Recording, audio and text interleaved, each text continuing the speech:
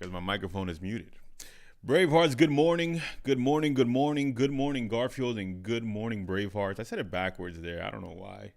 But welcome back to Marv in the Morning. It's episode 26, AMA Thursday. Ask Marv Anything Thursday, baby. And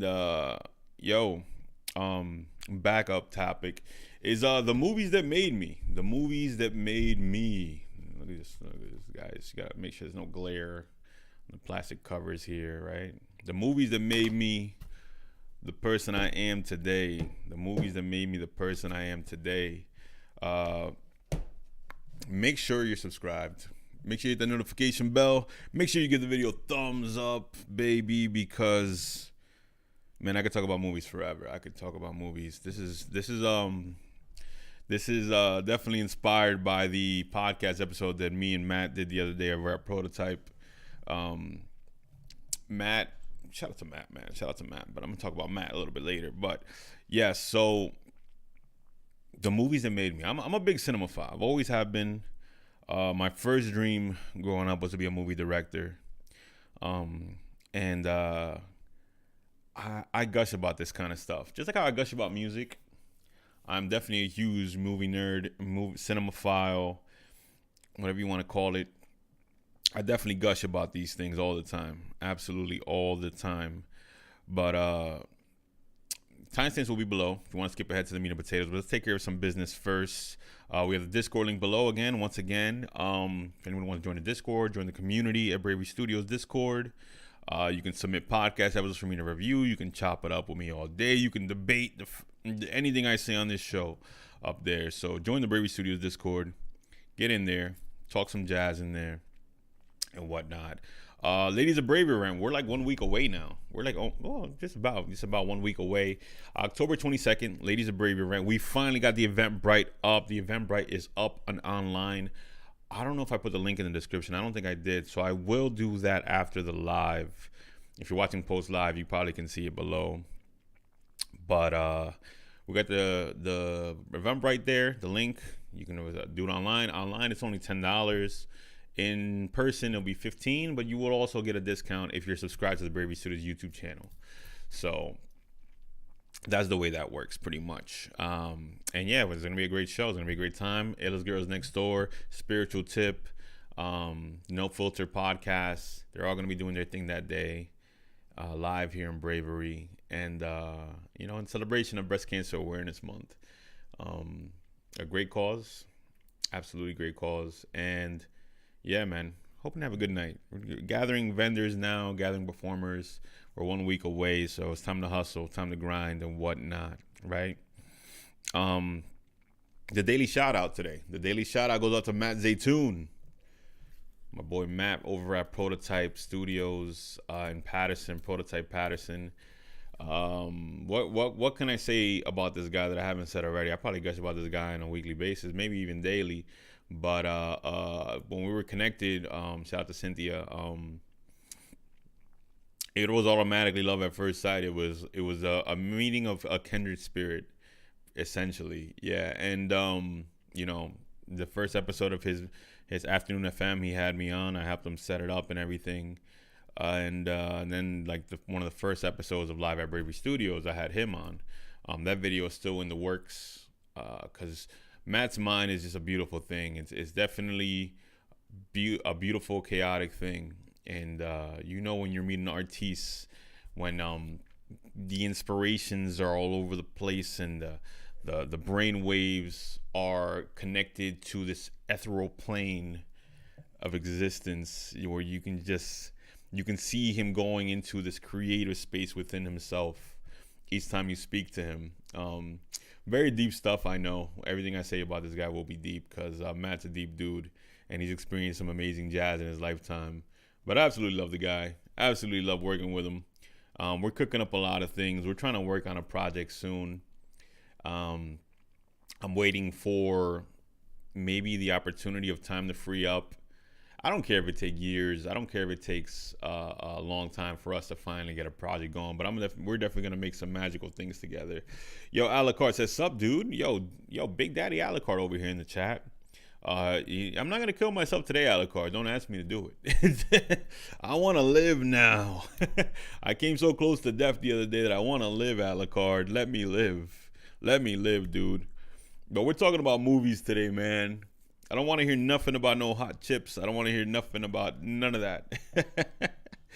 Let me live. Can I live? Like Jay-Z said, right? Let me live. But yeah, man, let's get into the meat and potatoes. Once again, shout out to Matt Zaytoon. Check him out. Instagram, all that jazz. He makes movies. He does photography. He does it all. Can't say enough about him, but make sure you check him out. His link will be in the description below as well. Let's talk movies, man.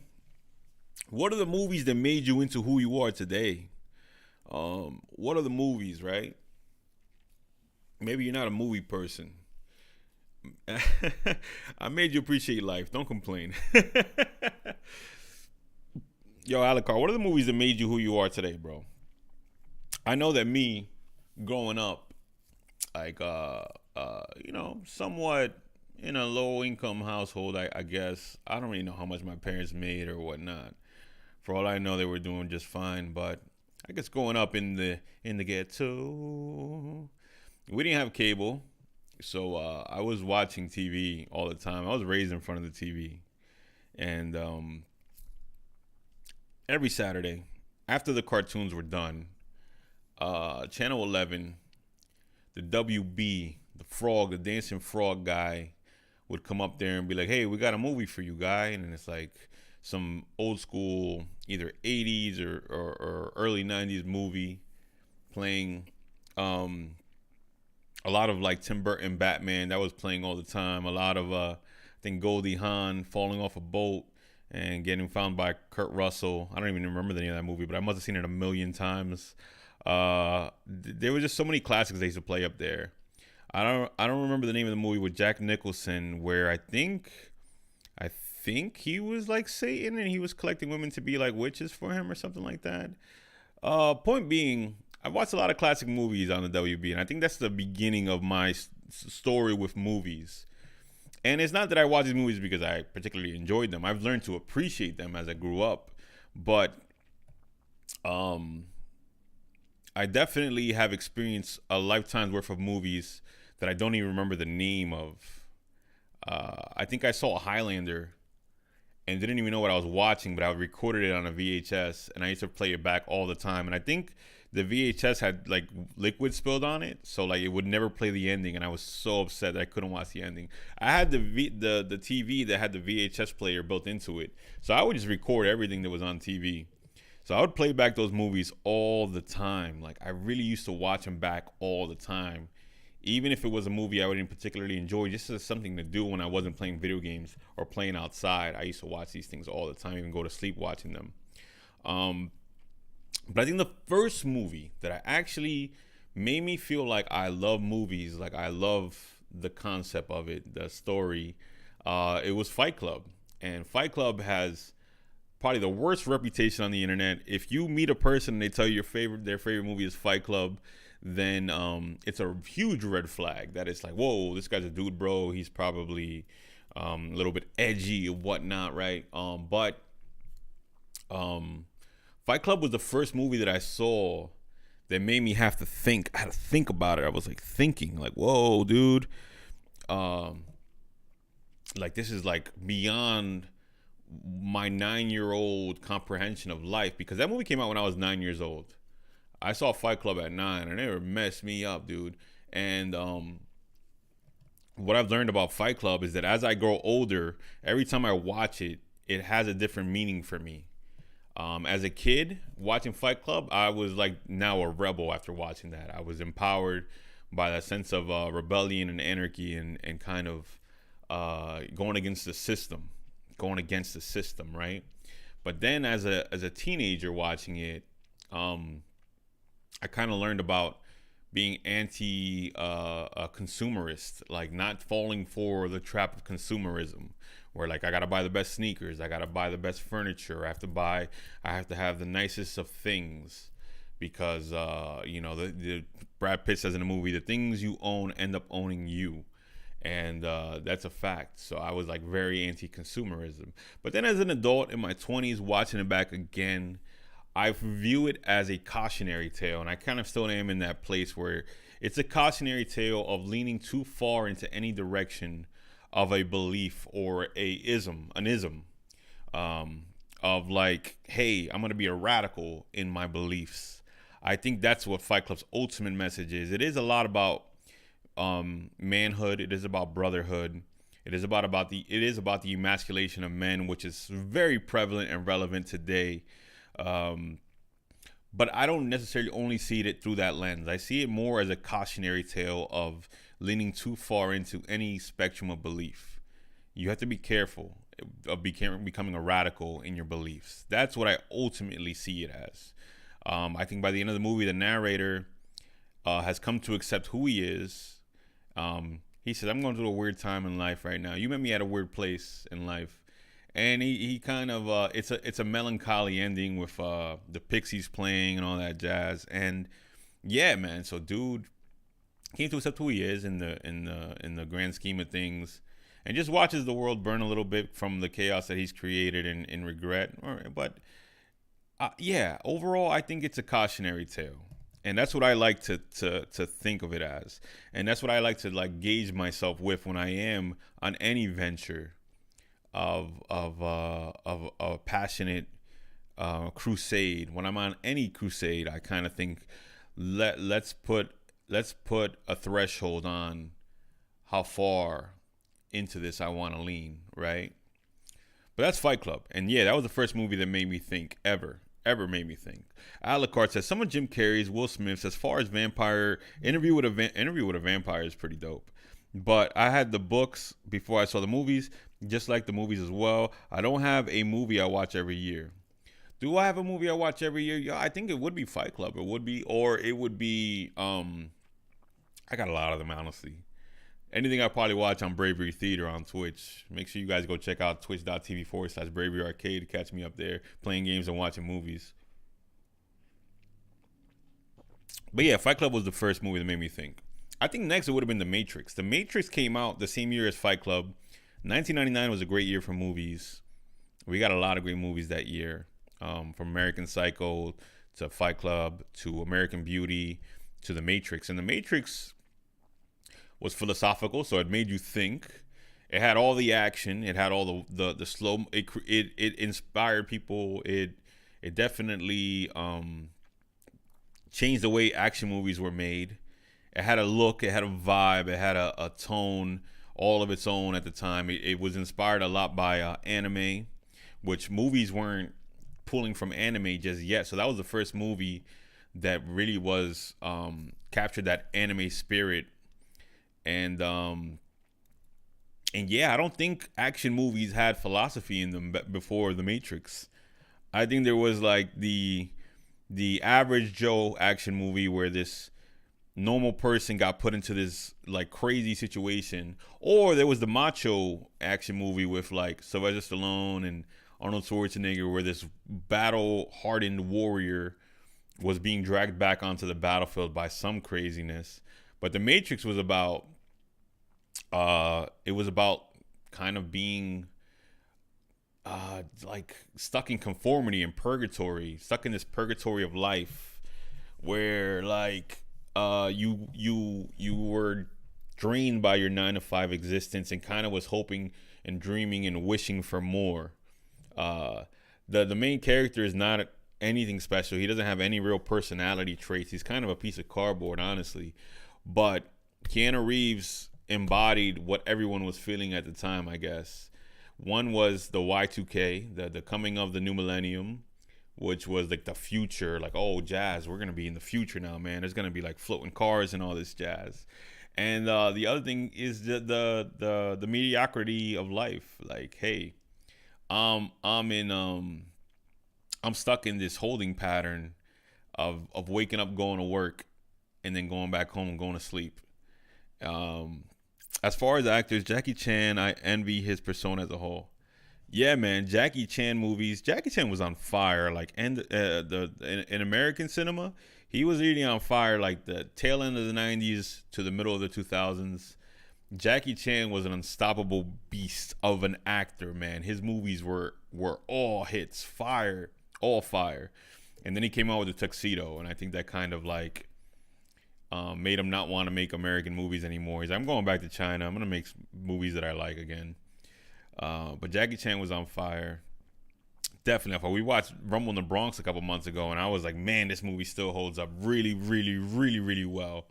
So I loved watching Rumble in the Bronx. But yeah, as far as the Matrix goes, definitely huge inspiration. I remember everybody at school was doing the whole falling backwards, waving your arms, dodging bullets thing. Everybody was doing it. So that definitely was like a huge moment in movies. And it kind of womps a little bit that the Matrix doesn't hold up anymore. It's not really as big as a fan base as like Star Wars or any of the Marvel stuff that's out now. They just did a Matrix Part 4, and it was pretty bad. It was pretty bad. Me and Jake Adolski went to watch, and it was like, oof, we spent money on this. Holy jazz. I should have just watched this on HBO Max. It was on HBO Max, so we had no reason to go to the movies. So kind of disappointed that I went to go see that. But hey, it is what it is. Yo, we got Jeps in the chat. Jeff still dresses like Neo from the Matrix. He got the dark sunglasses, long leather jacket, but he has Timbs on, black leather Timbs instead of like the church shoes. Yo, I'm picturing Jeff in this outfit: black shades, black leather North Face, black leather Timbs. Yo, Jeff is in the Matrix for real. But yeah, man. Because Matrix fans are living outside the Matrix, not bots like MCU fans. Yo, I don't know. Matrix inspired religions. People have a religion of Matrixism or something like that. I don't know. Matrix is a whole wild thing, man. But once I got into high school and I started actually having money, I had a job. I worked at a video game store, and the video game store sold movies, and it sold used movies. So I got to watch movies at work. I could play a movie while I was working, or I could borrow the used copy and bring it back to the store the next day. Or I could just buy the movie if I really like it. So once I got into high school, I started collecting DVDs. And, a whole new level of the game got unlocked right there. The whole new level of the game, bro. Because that's when I started watching Martin Scorsese movies. That's when I started watching Quentin Tarantino movies. That's when I got into everything that was like, oh, these are the essential movies everybody must see before they die. These are the essential movies everybody must see before they die, right? So I think I brought I think it was Taxi Driver. I looked at the cover and it's Robert De Niro, young as hell, with a mohawk and a military jacket, and I was like, what is this? And I bought it, I took it home, I watched it, I was like, what the? Very old movie, very slow paced. You gotta like be ready to know that you're gonna watch a movie with a little bit of a slower pace than what probably people are used to today. But it's pretty much about loneliness. That movie's pretty much about loneliness and social anxiety, I believe. Social anxiety. But on the cover, this is also when I started like looking at the cover and seeing who made movies, because I didn't really ever pay attention to who made the movies, right? But on the cover it said a Martin Scorsese film. And that was like, oh, all right. So now every time I saw a Martin Scorsese film on a cover of a movie, I knew it was worth watching it, right? Yo, Taxi Driver is wild, Jeps. And takes place in your backyard. But then I got into like Kill Bill. Kill Bill was huge. I loved Kill Bill. And on the DVD of Kill Bill was like other trailers for other Quentin Tarantino movies. That's when I first saw the trailer for Pulp Fiction, the trailer for Reservoir Dogs, Jackie Brown. And then I went back to the video game store and all those movies were there. So I just brought every single one of them. And I was like, I got to watch whatever this Kill Bill guy made, Tarantino, whatever. Watched all of them. I brought every copy. I remember my DVD player used to always skip during Pulp Fiction. It used to piss me off. It was my PS2. My PS2 always used to skip at this certain moment in Pulp Fiction. And like right when it gets to the Bruce Willis part, which is like my favorite part in the movie, always just skip there. I had to buy a new DVD player to finally finish Pulp Fiction. But Pulp Fiction was up there. I watched Goodfellas. I watched all of those movies a dozen times each. Reservoir Dogs. I got really into like mob movies. So I was buying anything that was about the mob, like you know, what's it called? I bought The Godfather. I bought the 3-piece collection because somebody came into the game store with the trilogy. I bought all the Godfather movies. I bought what's another like classic. I forgot what it's called. All the Untouchables, Scarface. My DVD collection for a 14-year-old, my DVD collection was wild, bro. My friends used to come over and used to be like, "Damn, bro, I never seen somebody so young with so many DVDs." And usually this is like some 30-year-old's DVD collection. But I was ahead of the game, bro. Working at the game store, definitely ahead of the game. But and you know what? I used to like watch these movies all the time because not having TV, not having cable, the only thing I could do for entertainment is either play a video game or watch a movie. And usually, if I'm gonna eat food, I want to watch a movie while I eat food. So I wouldn't eat until I found something to watch. But I had a crazy DVD collection, man. Crazy DVD collection. I think I always wanted to be Ferris Bueller, which is kind of running back to like the WB days, me watching movies on TV. I always wanted to be Ferris Bueller. When you watch Ferris Bueller's Day Off, and you're like, man, this kid ran the world. This high school kid controlled the planet for a day, bro. For a day. He just had the world in his palm. He did whatever he wanted to do. He went to every fancy restaurant, museum. He went into a parade and just started a musical act like, yo, this is the coolest kid on the planet, bro. And I think I just wanted to be Ferris Bueller so bad, man. I just wanted to be Ferris Bueller every day for the rest of my life because of his freedom, I guess. And I think that the main character of Ferris Bueller's movie is not really Ferris Bueller, it's his friend. I think his friend's name was Cameron. And Cameron was this stressed out kid who had like this overbearing father who I guess never appears in the movie, but is like rich and that Cameron was like this stressed out kid that Ferris was trying to get him out of his shell and get him to live life and enjoy it and all that jazz. And that's ultimately what it's about. I think Ferris Bueller is more about taking mental health breaks. Ferris Bueller's movie, Ferris Bueller's Day Off, should be called Cameron's Mental Health Break. Because Cameron needed a break from all that crazy jazz he was going through. You could tell he was going through some stuff. And by the end of the movie, yeah, I can't believe that these kids thought that if you put the car in reverse, it was going to reverse the mileage on the car. I can't get over that still. I still can't get over that. Yo, they really thought that putting the car in reverse, driving it in reverse, would cause the miles to go backwards. I was like, either these are the smartest kids ever or the dumbest. Yo, Jason Enrique says, I remember when Squirrel said that Fight Club will be a red flag as someone's favorite movie. I think so too. I think Fight Club is a red flag if someone tells you that's their favorite movie. But like I said, I think of it as a cautionary tale. I think of it as like people that lean too far into their beliefs, where like they must damage other people's beliefs. I've learned not to even argue what I believe because I gain nothing from like someone else thinking the same way I do. I gain nothing from winning arguments. And as a matter of fact, you never win arguments. Arguments are just given up on. So yeah, man. Ferris Bueller. Oh my God, Ferris Bueller was so funny, bro. With the car thing, just driving her, and then Cameron finally kicking it out the window, and it just driving right into the ground. Hilarious, bro. Yeah, we should do a top 5 favorite movies. Maybe when we do that episode with Joe at WTF Studios, we could do that. Because I know Joe's a movie cinemaphile too. But Ferris Bueller's Day Off, forget about it, bro. I definitely wanted to be Ferris Bueller growing up for sure, bro. Marv was planning on being a gangster. No, not really, but I loved gangster movies. I loved mob movies for sure.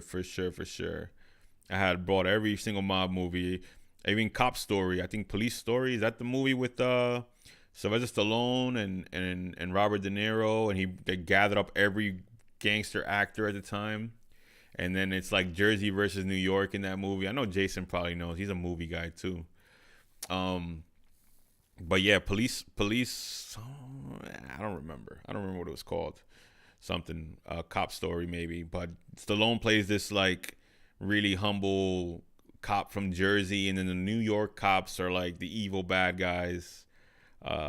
Something like that. I forget. I've only seen it like once, but that was a good movie. Especially for Stallone, which I've never seen him in like a more dramatic movie like that. Post Rambo 1. People don't know that Rambo, the original Rambo, First Blood, is not an action movie. That really was like a suspense thriller, or even like kind of like, yeah, it's kind of like just a drama. The first Rambo was a drama movie, and then part 2 they were like, we gotta put you on steroids, man. We gotta put Rambo on the battlefield again. Get him out of Canada and put him in the battlefield, or wherever he was in the first movie. I forget, but yeah, man. Rambo, good movie. All of them are pretty good, except for like I think the last one I didn't like it, but all of them are decent. Rocky movies. Man, Rocky 3, baby. You know me and Rocky 3. I love Rocky 3 the most. But I don't sleep on Rocky 4 either. Rocky 4 is pretty awesome too. Rocky 5 is the only one that's kind of, I don't know. Rocky 4 is good. Rocky 5, they got like a robot in there and everything. I don't know about Rocky 5, man. And then Rocky 5, Paulie and the robot got some weird thing going on. I don't know what's going on there. But Stallone is a juggernaut. Stallone's a juggernaut in what he does. I even like the Expendables. Expendables is the Super Smash Brothers movie for sure. He just gathered up every action star from the 80s and said, let's make a movie together. And he looked great in those movies after like, yo, Adrian. Yo, shout out to Will White. Stallone looked great in the Expendable movies, even at, I think he was like 60 making those movies. And he's about to make another one at like 70 now, so that's crazy. But just to kind of riff on movies a little bit, I made like a bunch of notes because I have no particular order of how to go about talking about movies. But I only own 2 DVDs to this day that I've always held on to. This one I bought in high school at the game store, The Motorcycle Diaries. This one is about, I don't know if you guys know who Che Guevara is, but in high school, I definitely was on some Che Guevara jazz. I used to wear this shirt like all the time. But this is, let me see how scratched up it is. Actually, it's in pretty good condition for having it for like 20 years. I probably had this for 20 years. So it's pretty good condition for that, for that. But Motorcycle Diaries is about Che Guevara before he went to Cuba and became like a revolutionary dude. He took a trip with his boy all throughout South America on the back of a motorcycle. This is a true story. He went on a motorcycle across the entirety, not the entirety, but across South America from the top to the bottom, from Argentina, Colombia to all the way around or whatever. And this movie's entirely in Spanish. This is the only movie that I've ever watched that's entirely in a different language, probably back then. Besides like anime and kung fu movies and, you know, Asian stuff I watch in that language. But I've never watched a movie fully in Spanish, even being Spanish myself. So this movie definitely inspired me a lot. Just based off the sense of adventure that it has, with these 2 dudes going through all of South America on the back of a motorcycle. And the subtext there, or the quote of the movie is, let the world change you and you can change the world. And definitely this guy Che Guevara definitely tried to change the world for better or for worse, right? But this is him in like college in his younger days, just taking that adventure. And it got Gael Garcia Bernal, who just came back in the Werewolf by Night movie in the Marvel Cinematic Universe. And yeah, this movie definitely inspired me. I never will get rid of this movie because this inspired me a lot. This set me off on the course of like just wanting to change the world, man. Wanting to make the world a better place, for sure. For sure. The Last Dragon, this is actually Derek's copy. Get him focused, camera. This is actually Derek's copy, and he gave me this like in 2016. I don't even know if he gave it to me or if he left it in the studio. But watching this for the first time was definitely a thrill ride. Like this is the first Dragon Ball Z. We just watched this like a year ago on Bravery Arcade. But yeah, man, The Last Dragon is dope. You have this kung fu movie set in Harlem with all black actors. You got Vanity. Vanity's beautiful. She's gorgeous. And then you have Ty Mack playing Bruce Leroy, and it's a good time. It's hilarious too. Good fight scenes. I think it has a young Ernie Reyes Jr. in it. I think you have Sho'nuff, Julius Carey the third as Sho'nuff. Um, yeah, man, great movie. The music is great too. Last Dragon, yeah, Peace Martina went from Cuba via La Revolucion. Yeah. Che Guevara is from Argentina, and then took this trip around South America during his college break.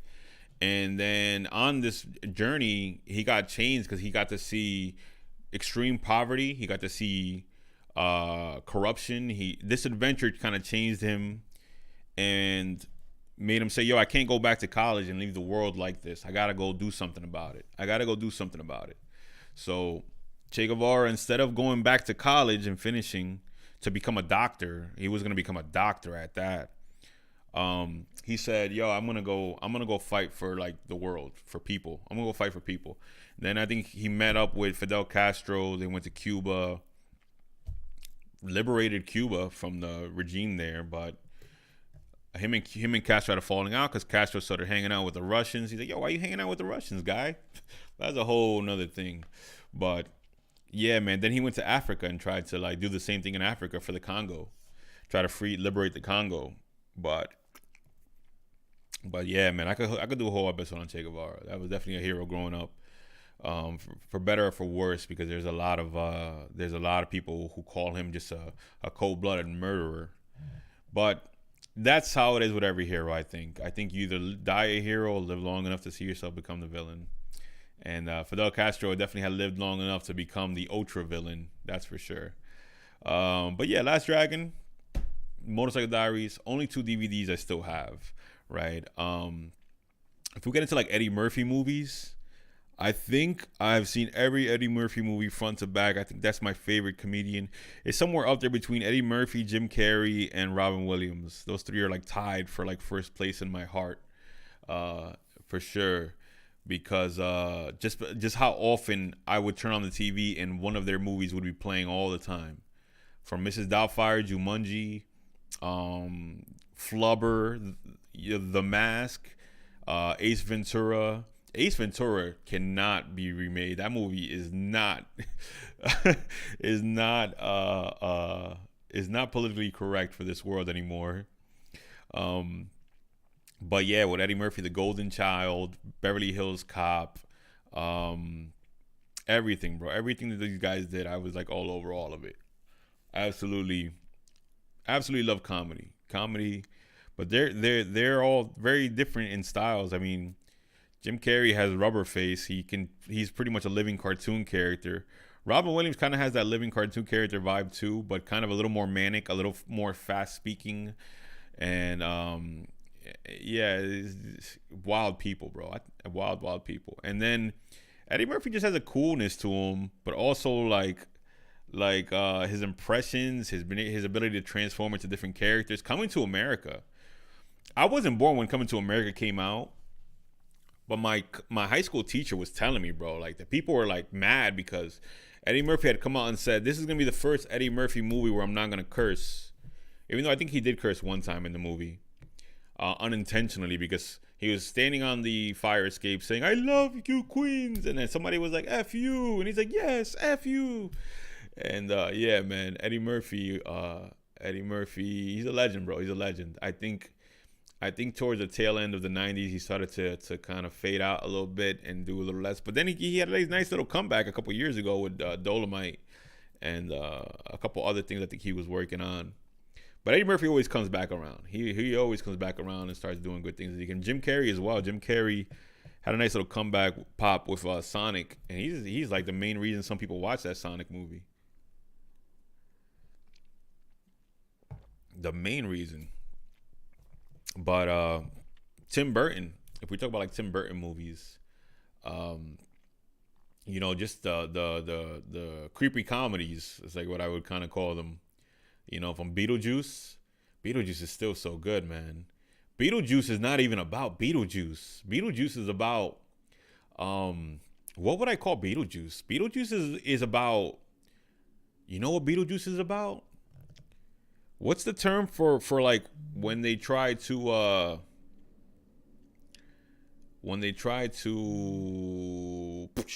damn, I'm having a brain fart. When they take a low income area and they move rich people into it, they remodel it for rich people. What's the word for that? What's the word for that? How am I brain farting this? I hear this term all the time. Somebody in the chat help me out here. How am I brain farting on this word? I guess we're gonna be stuck here for a couple minutes until I figure out this word, because I do not like not remembering things. Yo, Tazuki Man Freddy is in the house. We got Bose in the house too. Harlem Nights and Life. Yes, life is awesome. I almost got in a fight in school because I asked some kid if he wants his cornbread. I really almost got in a fight in school because of that in 8th grade.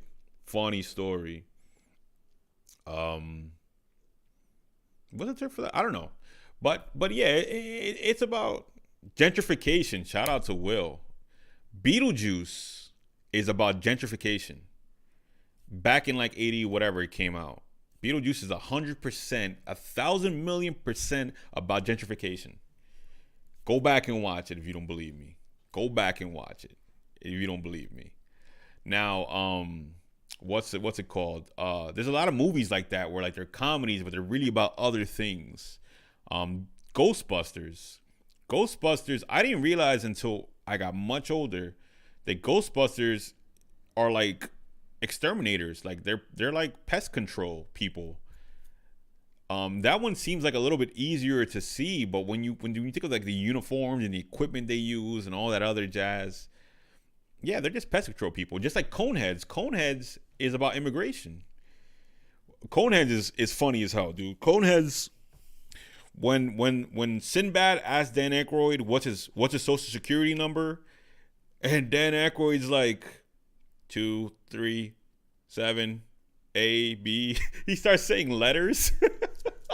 Yo, I think Coneheads only falls off when they go to the other planet. I don't think they should have went back to the other planet at the end of the movie and tried to like show off the alien civilization. I think it would have been cooler if they never showed you how the aliens lived on their planet, because I think that kind of ruins the pace of the movie. Ah, that baby. Yeah, bro. So action movies too. Arnold Schwarzenegger, I think, is an immaculate career, man. I think even his bad movies are good. I know Last Action Hero, my favorite Arnold Schwarzenegger movie. I think he said that was the worst movie he ever made, and I think most people agree with him that is the worst movie ever. But god damn it, do I love me some Last Action Hero, bro. He actually goes about parroting everything he made in his career, bro, to the point where they go into a Blockbuster and there is a standee, you know, those cardboard standees of Terminator 2, and it has Sylvester Stallone's face on it instead of his own. Matter of fact, he plays such a renegade cop in that movie that when he gets to his apartment, when he's with the kid and they finally get to his apartment, and he like opens the door and he automatically pulls out his gun and starts shooting his closet. Bang, bang, bang, bang, bang. And the kid's like, what are you doing? And then there was a guy in there trying to kill him in the closet. He just knows. He goes, no, there's always somebody in the closet trying to kill me, bro. like, yo, what? What? Matter of fact, he goes to the police station, and there's a cartoon cat there, voiced by Danny DeVito. There's a cartoon cat, and then the kid's trying to tell him like, "Yo, you don't get it, bro. You live in a movie, man. This is not real life. Like, look, you have a cartoon cat like on the force." And freaking Arnold Schwarzenegger says he's a good cop. What do you want me to do? I just watched Coneheads like a month ago. Said Alucard. Yeah, man. Coneheads is good until the end. I think until the end. Just like Last Action Hero is good until they come to the real world. I think that ruins that movie too. They spent a little too long in the real world in that movie, so I think they probably shouldn't have spent so much time there. But yeah, man. Matter of fact, we just watched Troy the other day on Twitch, on my Twitch channel, and I forgot how awesome Troy is. I was almost thinking it wasn't gonna hold up because I don't think like 300 and Gladiator hold up that well. Sort of swords and sandals movies. Gladiator is a little pretentious, and 300 is a little too over the top and manly. It's a little too toxic, too much toxic masculinity in 300 for sure. But Troy, 3 hour movie. I watched this on Twitch the other day, and I was on the edge of my seat that whole movie, even though I've seen it 1,000 times. Alucard and Taco can vouch for that. Troy holds up mondo well, and it just makes you feel this sense of dread to think like, yo, oh, this whole war, everybody that is dying, all this crazy chaos that's happening is because some guy had an affair with another guy's wife. And just to make you think how petty some of those things are, and to see the chaos that erupts out of such pettiness, it's like, yo, it just like boggles. They were like throwing babies into fires. I was like, man, this is brutal. But Troy is good, man. Bro, oh man, Brad Pitt and Troy is so good, bro. Like the dude goes up to Hector. He was like, bro, you won't have eyes tonight. You won't have ears. You won't have a tongue. You'll walk the underworld deaf, dumb, and blind, and everyone will ask who you are, and they'll answer, that's the idiot who thought he killed Achilles. Bro, I don't know if I've heard anyone ever say something so cold to somebody before. Yeah. Oh, bro. Woo, that was something, bro. That's something to say to somebody before a fight, bro. That's something to say to somebody before a fight, bro. Holy smokes. I paused the movie at that point. I stood back and just started clapping. I was like, boy, oh boy. Hector's going to get it right now. I wish they would make like a video game of Troy, like Fire Emblem style or something like that. That had all those badass lines in it too. Oh, man. And, yo, Brad Pitt is probably my favorite actor. I think Brad Pitt definitely is my favorite actor. I think he could have just been a pretty face on the screen because he is a handsome fella. But I think he goes about selecting his roles very wisely because he has to play a cool guy. He's like one of the last cool guys in Hollywood. I think Keanu Reeves just kind of came back to being a cool guy again recently. There's not too many cool guys left. Like had that 70s squinty-eyed, yeah, I'm the cool guy. I'm the hero of this tale kind of vibe. I don't think there's too many of those left.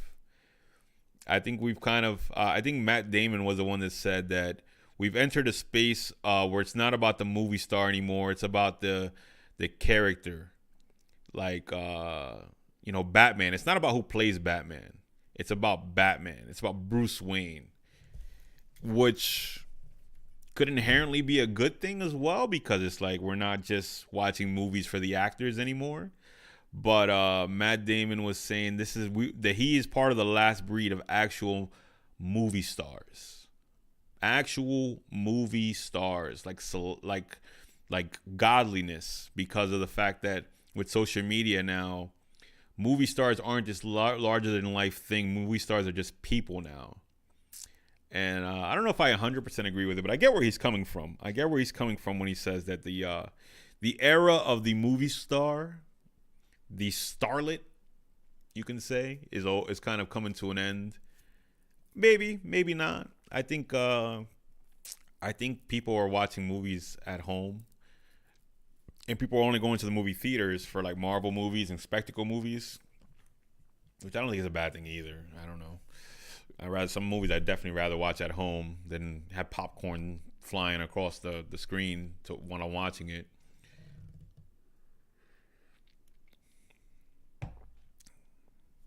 But yeah, man, movies are awesome. Movies are just awesome in general. I love good storytelling. I love good acting. I love a good story. And What else do I have in my notes over here? The Coen brothers. I just put Coen brothers as a note. Uh, I I don't know if these guys get enough credit either, but The Big Lebowski is a modern noir classic. The Big Lebowski, modern noir classic, brother. Yeah, The Big Lebowski, Inside Llewyn Davis, Raising Arizona. I think that they are geniuses in what they do. Yo, we got Jake Adosky in the chat. Movies are gods. Movies are gods. Yeah. Well, yeah. Movie stars, they were gods until we got to see what they were doing every day and what restaurants they eat at and see them taking pictures with their kids on the internet. But I guess in a sense we had magazines before to do that for us.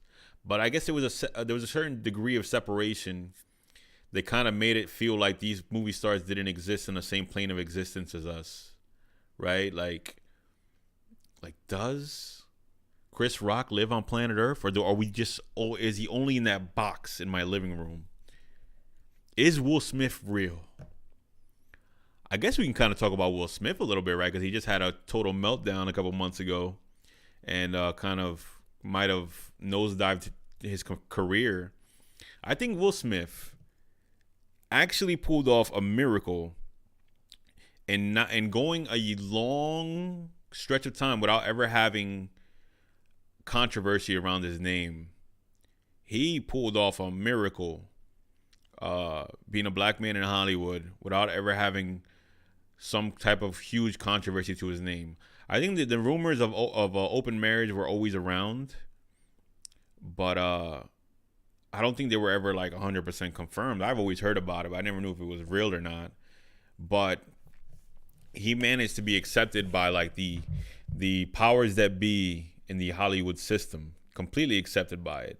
And he put out some great movies, man. Like if you say what you want about Will Smith, but Men in Black, Independence Day, Bad Boys, that run of like late 90s movies, that run until Wild West happened, because Wild Wild West is a wild wild movie.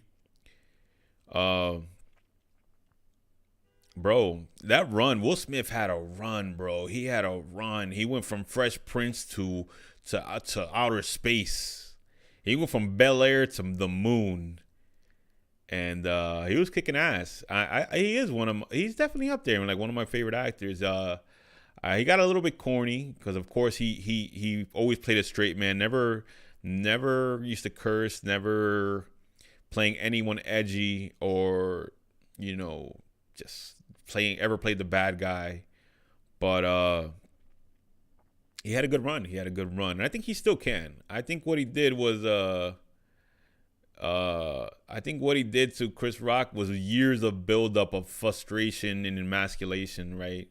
Over the years, that wasn't even for Chris Rock. That was for the whole internet to just stop talking about my wife, bro. Stop talking about my wife. That was years of pent up frustration. That kind of finally the bottle popped. It popped on him. It just popped like bang. Holy crap! Will Smith just smacked Chris Rock, and of course, I feel bad for Chris Rock, but I feel bad for Will Smith. I feel bad for him for having to hide his emotions for years, because that happens to people when you hold it all in, when you can't vent it out. Your bottle pops when you don't have a release or a threshold. Because he wanted to be the squeaky clean guy in Hollywood for so long that the bottle finally popped on him. And I think now he might have come back to planet Earth with doing this action. It might have cost him a lot of movies and a lot of deals, but I think now he can start living like a human. Now that he's been seen in such a bad light, maybe he can accept some of the flaws in his humanity. Because I think he tried to be like a perfect human being for the eternity of his career. He was a rapper and made family-friendly rap. He was a movie star and made family-friendly movies. And maybe now he can kind of just be himself, and none of us are without flaw. But who knows? I might be totally wrong, but I get the feeling that maybe this is gonna be a good thing in the long run for him. And who doesn't love a good comeback story? Who doesn't love a good comeback story? You know, the Green Goblin, when he was talking to Spider-Man, he's like, these people out here, they will love you while you're their hero, but after a while, they're gonna want to see you fall, man. They're gonna want to see you fall, and they're gonna point at you and say, "Look at this guy messing up over here." Because there's nothing more that we like than a rise than a fall. And next time you rewatch Sam Raimi's Spider-Man, just picture Will Smith in the Spider-Man costume. I'll leave it at that. But looking at the chat, Bolde says Vince Vaughn movies, Wedding Crashers. Vince Vaughn is a legend too. I don't know why he doesn't make as many comedies anymore, but he needs to go back to doing that. He can do whatever he wants. He's his own man, but I would like it. Only movies I got are horror movies or video game related. Freddy Krueger, Child Play, Saw, Final Destination, to mention some. Video games related, I have Mortal Kombat ones and the Mario movie. The first Mario movie, people hate it. I love that movie. The monkey. I love that movie. Man.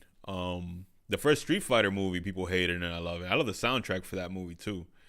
The soundtrack for the Street Fighter movie has a whole bunch of rap songs on it. None of those are in the actual movie itself. But great movie right there. Horror movies. What's my favorite horror movie? What's my favorite horror movie that I could watch like all the time? I want to say, which one do I own? What have I owned? I've never been the biggest horror junkie, but I guess if I was to pick what was my favorite horror movie, the one that I've kind of watched the most, I guess it would be The Shining, I think. And The Shining is a slow drag of a movie too. It's an old movie. It's like 60s, I think. But once it gets to the end, once you make it that far into the movie, and you start seeing Jack Nicholson turn into Jack Nicholson, see what I did there, right? It all becomes worth it. It's like, wow, yeah, it all becomes worth it. I don't know if Beetlejuice counts as a horror movie, but I definitely love that one too. Horror comedy or creepy comedy or whatever you want to call it. But my thoughts on the new Mario movie. And I guess we can end on this because we're almost an hour in, and that camera battery is probably gonna die on me. Thoughts on the new Mario movie? I think it looks great. I think Chris Pratt just might not be putting too much effort into transforming his voice is the only real disappointing thing. And it kind of disappointed. They felt like they had to get a big name actor to play Mario.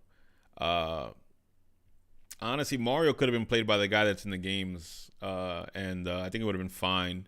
And you could have put that guy next to Jack Black and all the other big movie stars. I don't know why movie companies think you need these voice actors to make the movie good. One thing that I've seen in Grand Theft Auto on PS2, if you play any of those games, all the voices in those games are big celebrities. And then when they got to Grand Theft Auto 4 and 5, they were like, we're not going to pay these celebrities anymore because they're not adding any value to the game. They're putting in like mediocre performances. They're not putting that much effort into this. So let's just ditch them. And then Grand Theft Auto 5 is like the best-selling video game of all time. The best-selling video game of all time is Grand Theft Auto 5. There's not a single... Well, there might be a few celebrities on the radio and whatnot, but it's not the crutch of it. The majority of the cast is not played by celebrity actors. So I say that to say that I don't think they need to fill up the Mario movie with a bunch of celebrities to get people to watch. I think people would have watched the Mario movie regardless.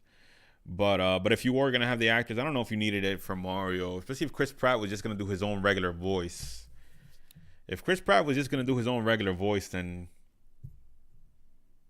man, what's the point of that? I don't know. I still think it's going to be a good movie, but I don't know if you needed Chris Pratt to play Mario. I don't even know if Mario needed to talk that much. Sometimes you could have all the other characters talk a lot around him, and it will still work.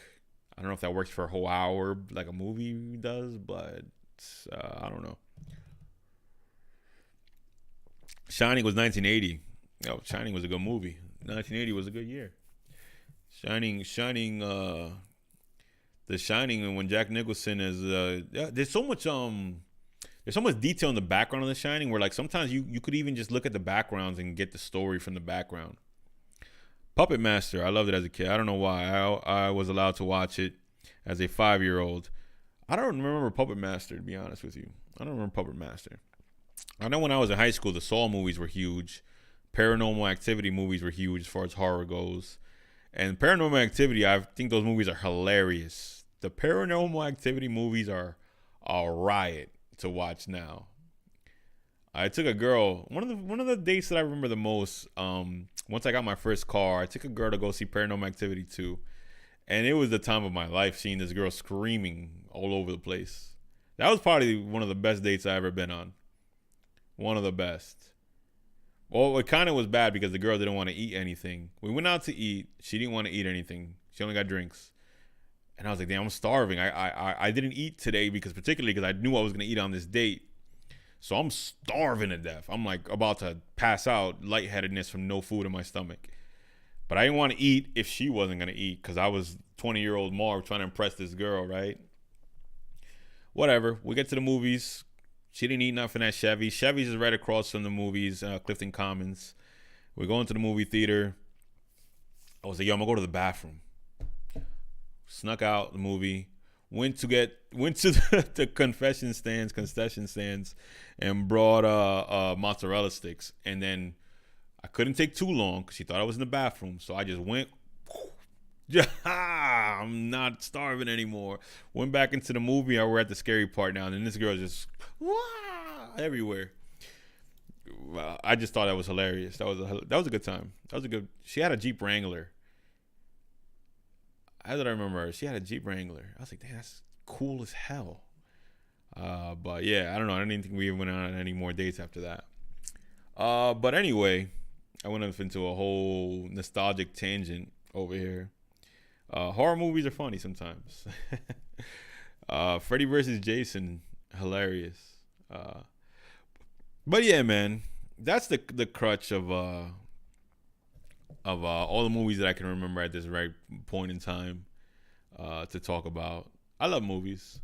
Me and Matt had a whole podcast about movies the other day at Prototype, and we're kind of discussing the whole Scorsese saying Marvel movies aren't cinema, and I guess we'll end on this point.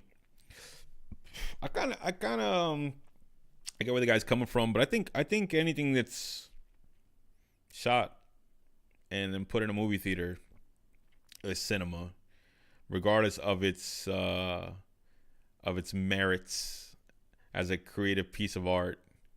Even if it's made for corporate reasons, I think every movie is kind of made for a corporate reason. The only reason he was able to make all those artsy movies back in the 70s is because that's what was popular at the time. So in a sense, he kind of was the Marvel movie of the 1970s. He was the Kevin Feige of the 70s or whatever. Oh, and I finished watching She-Hulk this morning. I think the ending's pretty good. I think they had an opportunity to kind of be generic with it, and they were like, let's be more like meta. It's definitely a meta ending, which can kind of be cheap in itself too. That can kind of get really cheap, but I think they handled it well. I think they handled it pretty well. So that was good. But and I didn't even talk about Spike Lee. Shout out to He Got Game. Shout out to Malcolm X. Shout out to Summer of Sam. If we're gonna go down Spike Lee movies, David Fincher, Seven, Zodiac. Man, I don't know. I could talk about movies for years. We do this right now, but I think it's time to hit that old dusty trail. Bravehearts. Thanks for watching. If this is your first time here, make sure you subscribe and make sure you hit the notification bell. Make sure you give the video a thumbs up. If you have movies that you love, throw them in the chat. Throw them in the comments. Leave your comments in the comments on your favorite movies. Maybe next week I'll come back and we'll go over it again. I'll read your comments live or whatnot. And yeah, thanks for kicking it with me for this hour, guys. I am still developing this show a lot. I still haven't found the exact format, but I think I'm going to go watch some Mr. Rogers' Neighborhood and see if I can capture some of that energy of that old guy next door or whatnot. Because I kind of was told that you got like Mr. Rogers' Neighborhood kind of vibes. So, hey, well, it is what it is. It could be a lot worse. But all right, Bravehearts, stay brave and keep on keeping on. Peace.